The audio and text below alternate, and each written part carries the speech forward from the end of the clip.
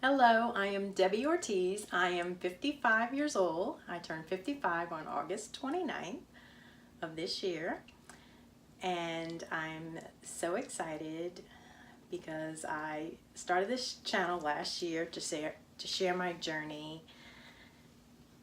And it's been so amazing stepping out of my comfort zone. I just came from the gym a little while ago and I had a great workout. I just feel so pumped and really just excited about life.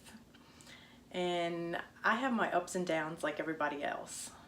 Some days I just feel really down and some days I feel really up. It's life, we're humans, we go through this. Not every day is going to be great, but I can tell you that no matter what you go through, you can get through it.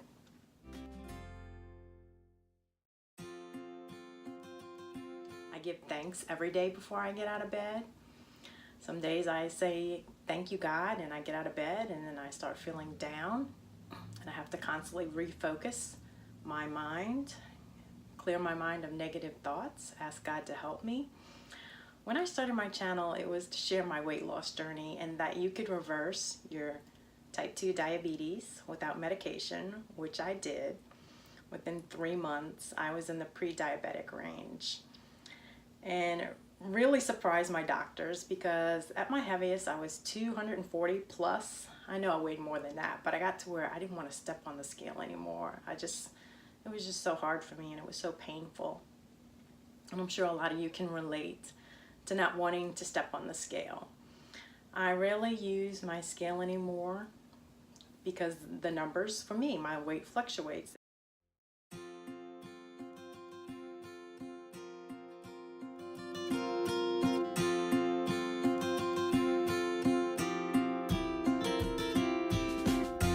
Point at a 70-pound weight loss at the beginning of this year, and I just looked really skinny and my arms were really thin. And then my son gave me an amazing membership to the gym. I'm so thankful. I love it. And I get my arms toned now, feeling really good. I have gained a little weight. I think that I look better. I feel better. Getting my little butte back. Before I was pancake flat.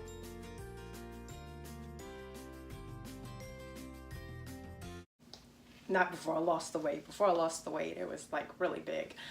But my pants would slide down and I didn't like that. I thought I wanted to be a certain weight. I thought I wanted to be really thin. And when I got there, I think it was like 141, 142 pounds. It just didn't look good on me. And I looked at myself and thought, people are noticing that I look really skinny and it's not where I want to be. And I was going through, I think, a little bit of a depression because it is easy for me to get depressed. And I have to constantly, like I said, reset my mind to stay positive.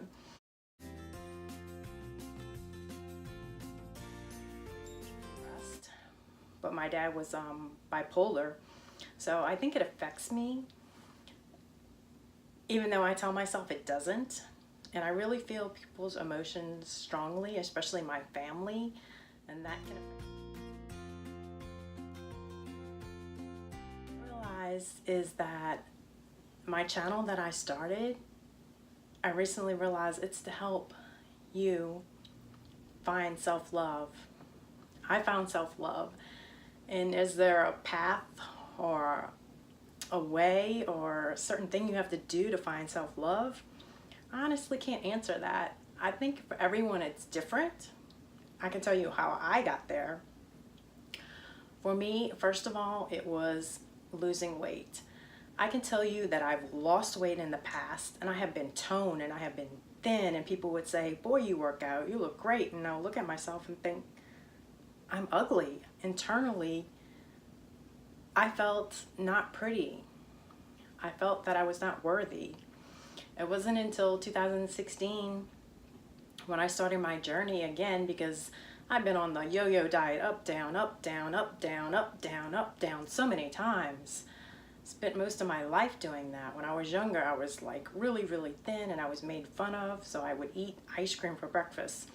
I know some people wish probably that they were thin, but I was so thin, it gave me a low self-esteem because I was tall and thin, and I felt awkward, and I felt like I didn't fit in anywhere.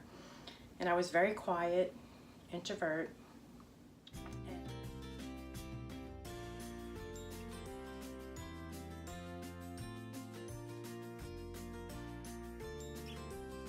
Begging the doctor to let me just try, a plea for change. I had to put it in action. I had to put the work in. I had to do it because nobody's going to do it for you.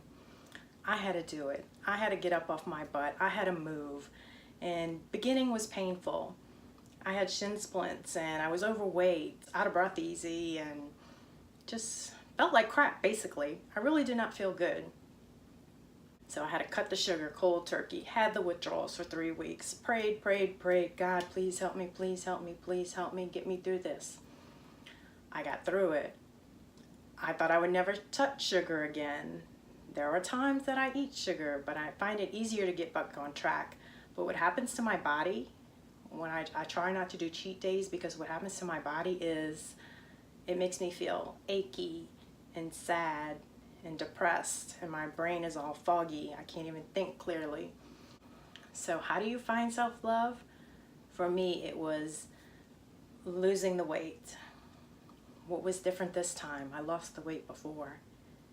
It was just getting out and stepping out of my comfort zone and getting out in nature and meditating and praying and just getting to know God, having this spiritual connection and true forgiveness. I mean, really forgiving the people that hurt me, helped me heal inside. It helped me find that self-love.